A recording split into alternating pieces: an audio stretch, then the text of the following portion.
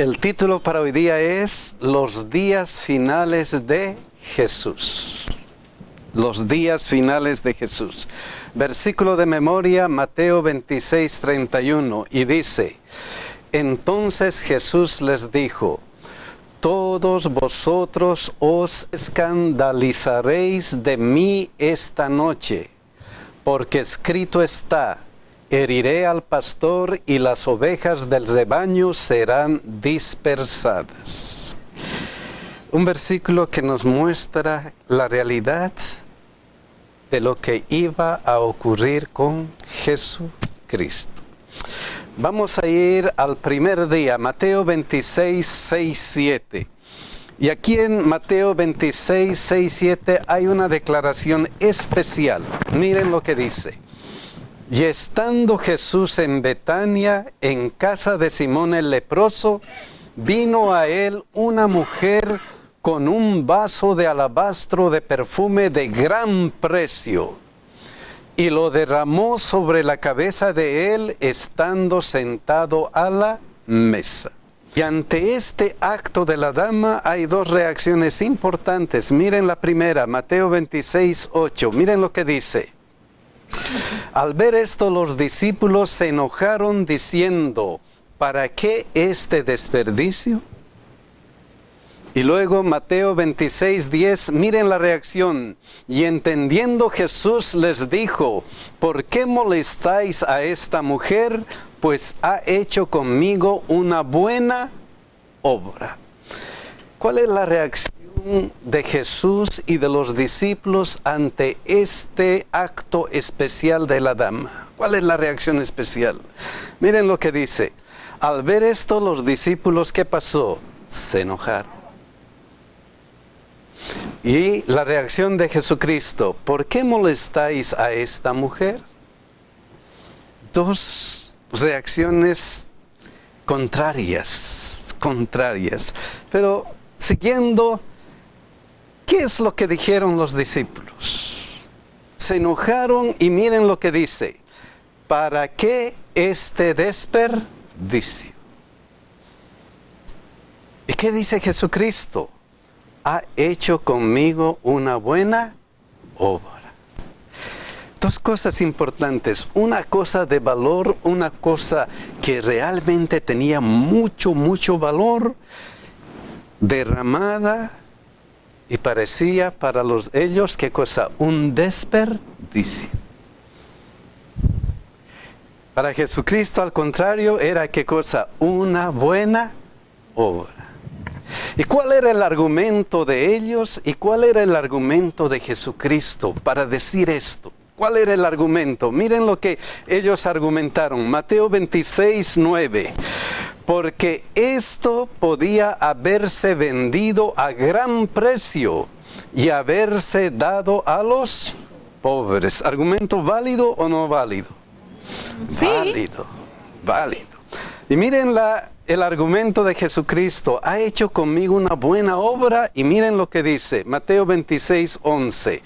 Porque siempre tendréis pobres con vosotros, pero a mí no siempre me tendréis. ¿Cuál es la relación de esta buena obra con estos argumentos? ¿Por qué esto es diferente? ¿Por qué esto es algo especial? ¿Qué está pasando aquí? En mi comentario que yo estaba leyendo ese día, yo puse una palabra de amor, reacción. Todo el amor que ella había recibido de Dios, de Jesús, lo quiso demostrar de esa manera. Ella desbordó todo lo que tenía hacia Jesús. Entonces a veces me puse a pensar, ¿qué hacemos nosotros con lo que Dios nos da? ¿Cómo reaccionamos nosotros ante el amor de Jesús? Reacción, dice mi hermana. Amor y reacción. Ok. Cuando nosotros damos el diezmo y la ofrenda a la iglesia, muchos de afuera nos critican. ¿Por qué no me lo das a mí, que estoy necesitado? ¿Por qué no lo das a tu vecina que está necesitado? Sí, pero es que la vecina no me da lo que me da Jesús, ni mi amigo. Entonces, hay un compromiso con Jesús, ¿no? Y es la mujer, o sea, Dios con el que verdaderamente tenía el compromiso. Perdón, me agrada bastante, hermano, la actitud de María Magdalena. María Magdalena iba a ser muerta por sus ahí que lo miraban. Cometió un gran mal ella. Pero cuando trajeron a Jesús, y Jesús perdonó a ella, escribiendo las faltas de aquellos que habían tenido con María Magdalena. Entonces, esa bondad, esa gratitud tan grande, hermano, que tenía María Magdalena, en traer ese perfume tan costoso, de mucho precio. Quizás nosotros no hubiéramos hecho eso, ¿no? Pero de todas maneras, hermano, una manifestación de amor incomparable. Una manifestación de amor incomparable. Pero vamos a analizar un poquito los versículos. Miren lo que dice. Porque esto podía haberse vendido a gran precio. Y luego dice, y haberse dado a los pobres. Y Jesús le responde de los pobres, porque siempre tendréis pobres con vosotros. Pero ¿qué sucede? Pero a mí no siempre me tendréis. ¿Qué implica esto? Es una cosa personal. Y si leemos esto con un versículo adicional de Marcos 14:7, nos orienta un poquito. Miren lo que dice. Siempre tendréis a los pobres con vosotros, ¿y qué? Y cuando queráis les podréis hacer bien. Pero a mí no siempre me tendréis. La palabra clave aquí es a mí no siempre me tendréis. ¿Qué está implicando Jesucristo? ¿Qué estaba implicando? Estaba implicando que iba a morir. Que iba a morir. Ajá, les estaba anunciando lo que venía. ¿Y qué implica todo esto acerca de estaba cerca de la última semana. ¿Qué implica todo esto? Una de las enseñanzas que nos indica esto es algo especial que tenemos que aprender. Da lo mejor a las personas mientras ellas están vivas. Da lo mejor, haz lo mejor para tus amigos, para tus familiares, mientras están vivos, porque después no sirve para nada. No sirve para nada. Y eso implica esto. Y cuando queráis, les podréis hacer el bien. Pero una vez que yo muera, ¿qué va a pasar? ¿Se acabó? No hay oportunidad. Da lo mejor a la persona que quieres más. Y parece que María estaba pensando en eso, porque miren lo que dice la hermana de Huay. Ni aun los más allegados a Jesús comprendían lo que transcurriría en la semana siguiente. Solo María parecía vislumbrar, aunque débilmente, lo que traería el futuro. ¿Y qué era el futuro? La muerte de ¿quién? De Jesucristo. Y la única seguridad que nosotros tenemos en el mundo es que vamos a morir.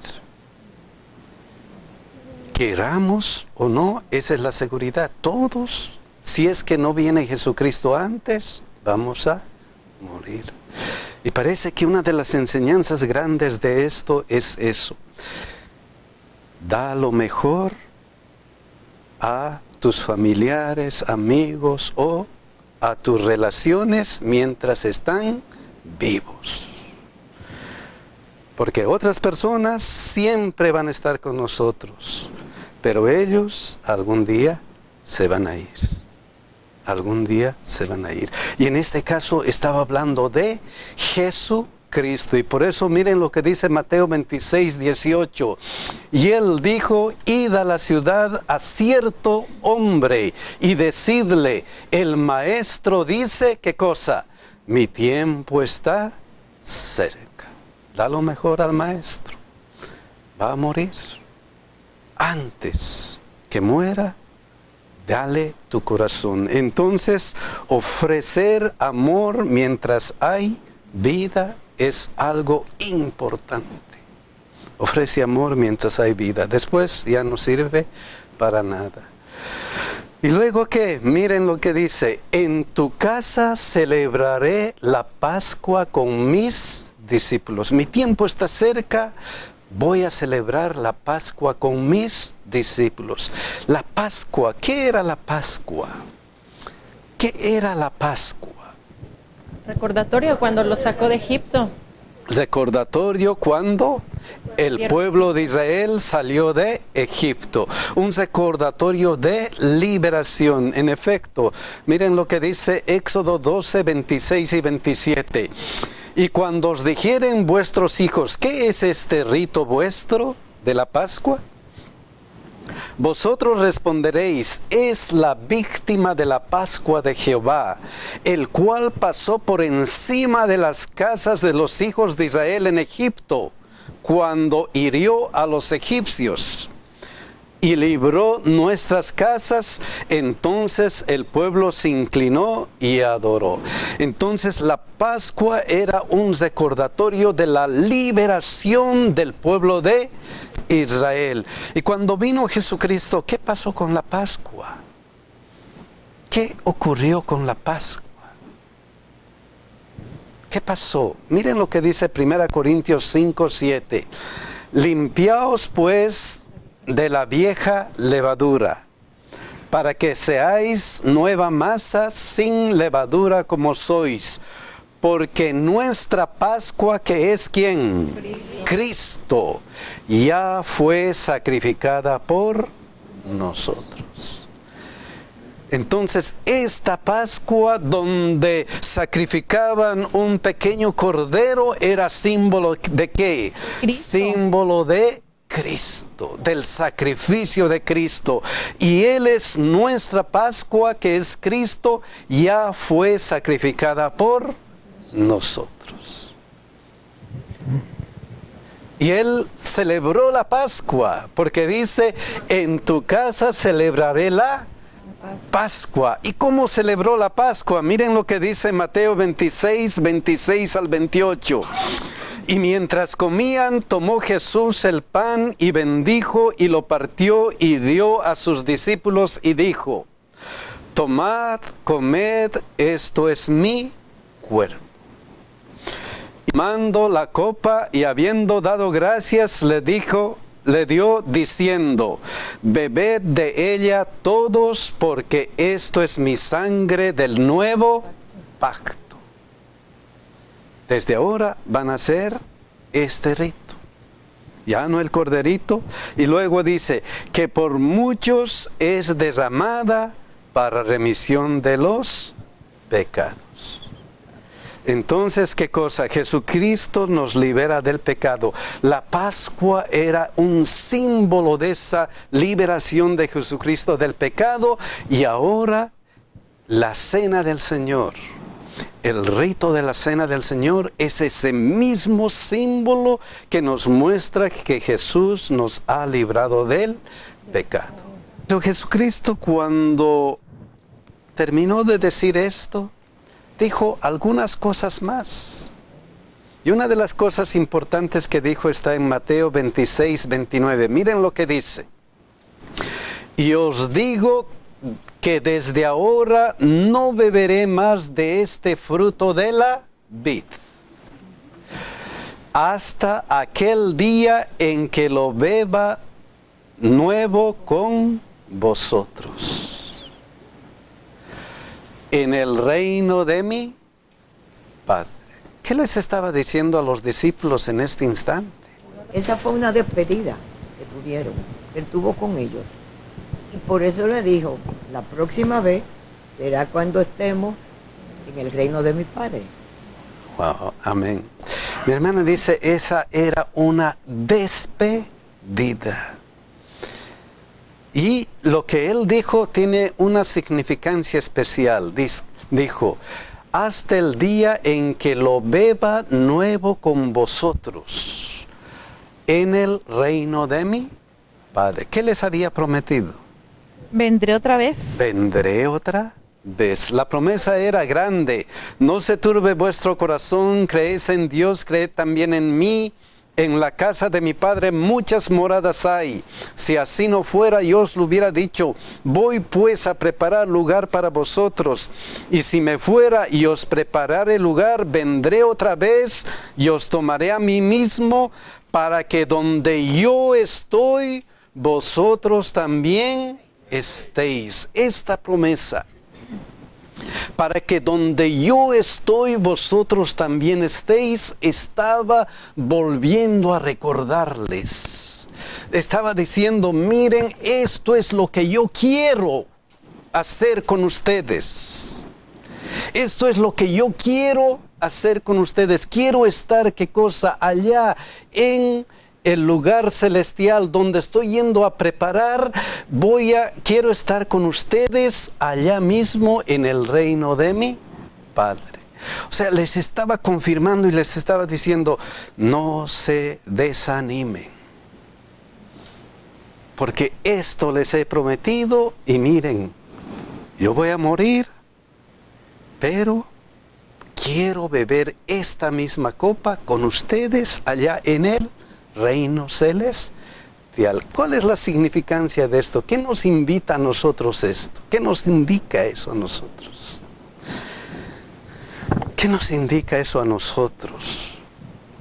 A los discípulos les dijo, muy bien, yo quiero que ustedes estén allá en el cielo conmigo y vamos a beber esto. ¿Y qué para nosotros? El detalle de Jesucristo es que Él quiere estar con el ser humano, quiere salvar, y quiere salvar hasta el final. Por eso lo que conocemos, he aquí yo estoy a la puerta y llamo, si alguno oye mi voz y abre la puerta, entraré a Él y cenaré con Él y Él conmigo. Una relación íntima que nos lleve hasta el reino celestial. Eso es lo que implica. Él quiere y ha prometido a los discípulos, quiere estar con nosotros, y como quiere estar con nosotros aquí en este tiempo, quiere que nosotros estemos relacionados con Él. Él nos da la promesa y nos dice, voy a beber con ustedes este vino, ¿dónde? En el reino celestial. ¿Queremos beber ese vino? Amén. Ahí la mesa está preparada. Los invitados somos nosotros. ¿Vamos a aceptar esa mesa? No sé. Esa es nuestra decisión. Pero entonces Jesús desea estar con nosotros y siempre lo ha deseado. Él quiere estar con nosotros. ¿Y qué ha hecho Jesús para que se cumpla ese su deseo? ¿Qué ha hecho Jesús para que se cumpla ese su deseo? Miren lo que ha hecho. Mateo 26, 37 y 38. Y tomando a Pedro y a los hijos de Zebedeo, comenzó a entristecerse y angustiarse en gran manera. Entonces Jesús les dijo, mi alma está muy triste hasta la muerte. Quedaos aquí y velad conmigo. ¿Qué momento? Estaba llegando el momento de su muerte. Estaba llegando el momento en que Él había de morir. Y entonces, después de la cena, ocurre esta cosa especial. Comenzó a entristecerse y angustiarse en gran manera. Dijo, mi alma está muy triste hasta la muerte. Entonces, ¿qué ocurrió luego? Miren lo que dice Mateo 26, 39. Yendo un poco adelante, se postró sobre su rostro, orando y diciendo, Padre mío, si es posible, pase de mí esta copa, pero no sea como yo quiero, sino como tú. Mateo 26, 42. Otra vez fue y oró por segunda vez diciendo, Padre mío, si no puede pasar de mí esta copa sin que yo la beba, hágase tu voluntad. Mateo 26, 44. Y dejándolos se fue de nuevo y oró por tercera vez diciendo las mismas palabras. Padre mío, pase de mí esta copa, pero no sea como yo quiero, sino como tú. Ahora pongamos nuestra imaginación aquí en Jesucristo. Jesucristo comenzó a entristecerse y angustiarse en gran manera. Entonces Jesús les dijo, mi alma está muy triste hasta la muerte. Y Jesucristo va y comienza a orar de esta manera. ¿Qué está ocurriendo? Realmente, ¿qué está pasando en ese momento importante? Había llegado el momento por el cual Jesús había llegado a esta tierra y la promesa desde Génesis. Y mientras leía la lección, ahí decía un comentario que lo que Jesús temía no era la muerte. Lo que Jesús temía era la separación que el pecado iba a tener con su Padre. Esa es la realidad. Miren lo que estaba sucediendo.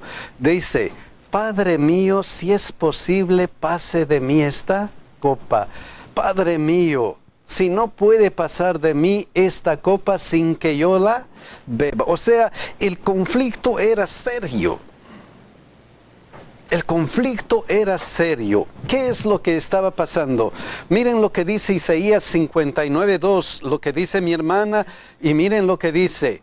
¿Qué es lo que ocurre con el pecado? Pero vuestras iniquidades han hecho división entre vosotros y vuestro Padre, y vuestros pecados han hecho ocultar de vosotros su rostro para no oír. O sea, el pecado es algo serio, serio, serio. Hace una separación entre Dios y el ser humano, el pecador. Y en este momento la angustia de él era justamente esta: vivir separado ¿de quién? De Dios. Decía la escuela en este pedacito, hermano, y es bien importante, quedaría identificado con el reino de Satanás y nunca más sería uno con Dios. Esa era la angustia. Esa era la angustia. Y miren lo que dice la hermana de Huay. Frente a las consecuencias posibles del conflicto, embargaba el alma de Cristo el temor de quedar separado de Dios. Satanás le decía que si se hacía garante de un mundo pecaminoso, la separación sería eterna, quedaría identificado con el reino de Satanás y nunca más sería uno con Dios. ¡Qué tremendo! ¡Qué tremendo momento! Es por eso que él dice, mi alma está muy triste hasta la muerte. Miren lo que continúa diciendo la hermana de White.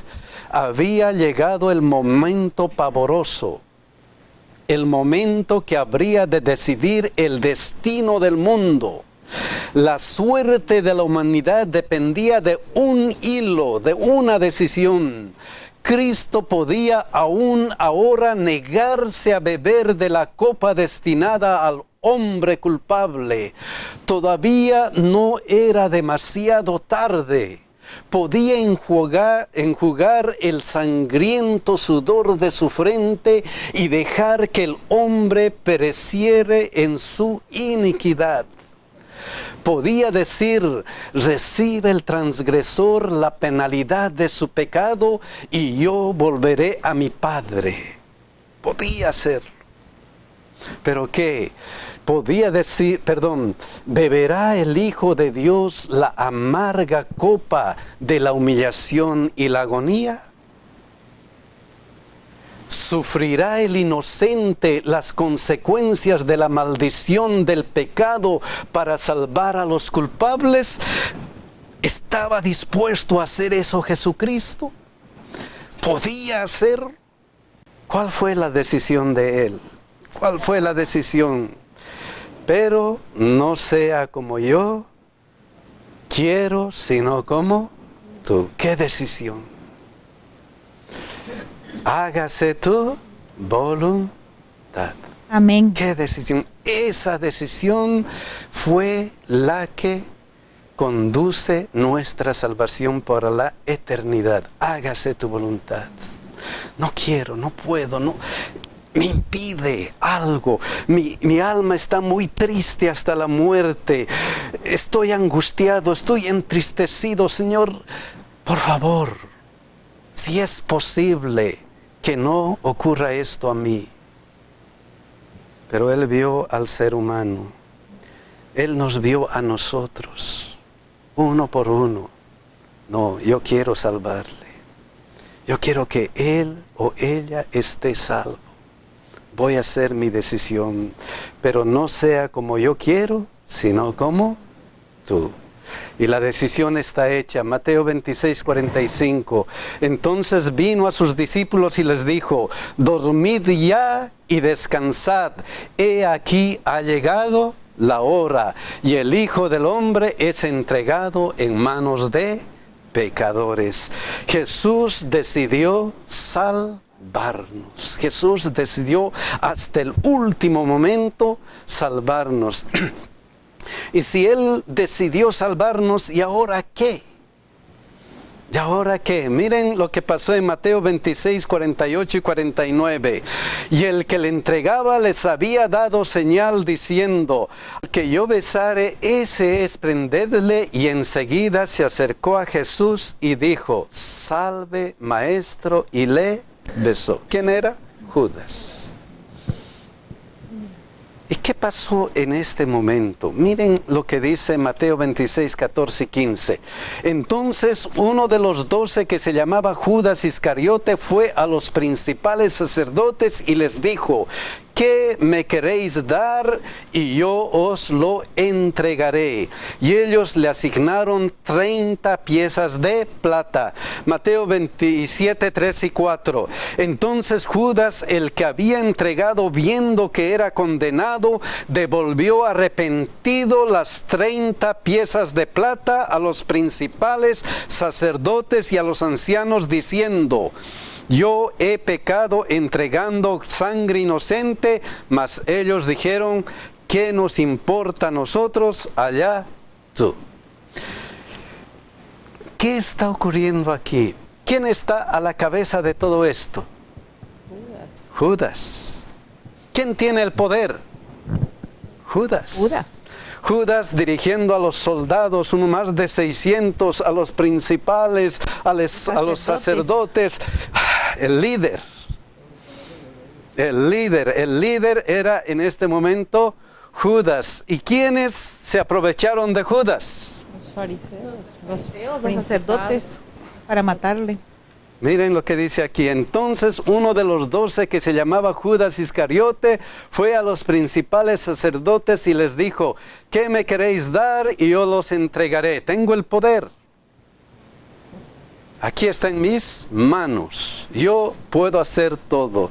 Y ellos le asignaron 30 piezas de plata. Pero ¿qué sucede con ellos, con ese poder? ¿Qué sucede con ese poder?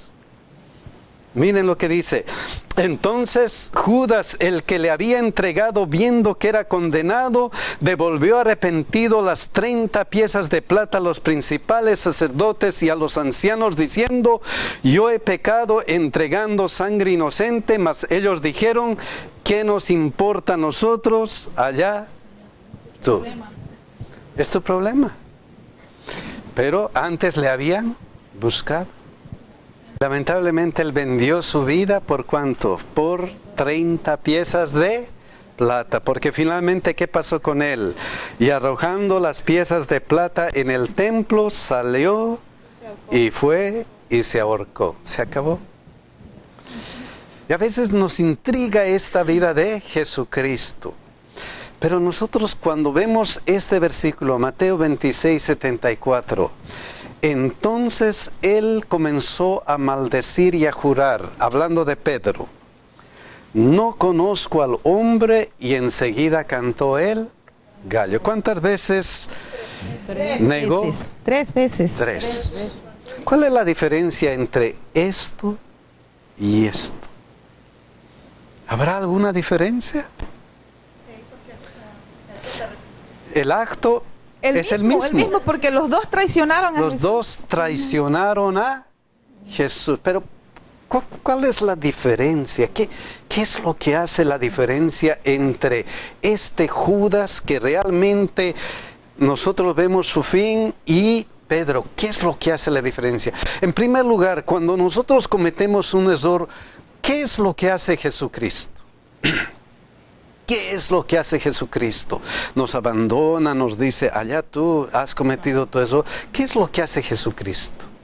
Miren en el caso de Judas y en el caso de Pedro, ¿qué es lo que hizo Jesucristo? Mateo 26:50. Y Jesús le dijo, amigo, ¿qué vienes? Entonces se acercaron y echaron mano a Jesús y le prendieron. Lucas 22, 61 y 62. Entonces vuelto el Señor miró a Pedro y Pedro se acordó de la palabra del Señor que le había dicho, antes que el gallo cante, me negaré 3 veces. Y Pedro saliendo fuera lloró amargamente. ¿Cuál es la actitud de Jesucristo? Miren, Jesús le dijo, amigo. Se acercó, amigo. Él sabía. Le reaccionó. Es como decirle, reacciona, yo soy tu amigo. Y miren, en el caso de Pedro, entonces vuelto el Señor, ¿qué cosa? Miró a Pedro. ¿Le abandonó? No, miró a Pedro. O sea, como Dios en el Edén nunca abandona, nunca. Has cometido un error, aquí estoy, tu amigo, soy tu amigo. Has cometido un error, aquí estoy contigo, te miro. Quiero que reacciones. O sea, Él podía haber reaccionado. Podía haber reaccionado. La cosa es que cuando cometemos un error, Jesucristo siempre está ahí.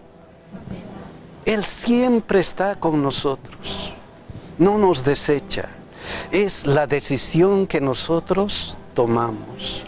Y luego miren que dice, entonces se acercaron y echaron mano a Jesús y le prendieron. El acto.